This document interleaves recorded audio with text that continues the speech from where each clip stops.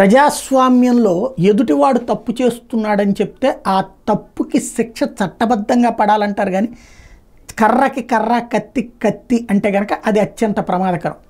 పెద్దిరెడ్డి అరాచకాలని అడ్డుకోవాలి అనుకుంటే ఖచ్చితంగా చట్టపరంగా శిక్షించాలి, లేదా మాచర్ల ఎమ్మెల్యే తరహాలో అరెస్ట్ చేయి కేసు పెట్టు. కానీ దాడుల సంస్కృతి ఎంతవరకు రైట్? తరచూ జరుగుతున్నటువంటిది కాదు, ఇది రెగ్యులర్గా జరిగిపోతున్నాయి. ఓ పక్కన శిలాఫలకాల ధ్వంసాలు, విగ్రహాల ధ్వంసాలు ఒక ఎత్తు అయితే, ఈ దాడుల సంస్కృతి నిన్న మిథున్ రెడ్డి మీద దాడు, లేకపోతే రెడ్డి మీద అక్కడ ఉన్నటువంటి మాజీ ఎంపీ మీద దాడు, ఇవన్నీ ఎందుకు అవసరం? ఎవరి కోసం అవసరం? ఏం సాధించాలనుకుంటున్నాం మనం? ఇప్పుడు ఇవాళ తన్నారు, ఇవాళ తన్నులు తింటారు, కరెక్ట్, వాళ్ళు తంతారు, మళ్ళీ మనం కేసులు పెడతాం. రేపు మళ్ళీ అధికారం వస్తే ఏం జరుగుతుంది? అధికారం రాకుండా ఎవరిని శాశ్వతంగా ఆపలేం కదా. ఫోన్ లేదు, వాళ్ళకి అధికారం రాదు వైఎస్ఆర్ కాంగ్రెస్ పార్టీ, వాళ్ళేం వేరే పార్టీలోకి వెళ్ళకుండా ఉంటారు కదా. ఓ నాయకుడు వేరే పార్టీకి పోకుండా ఉంటాడా?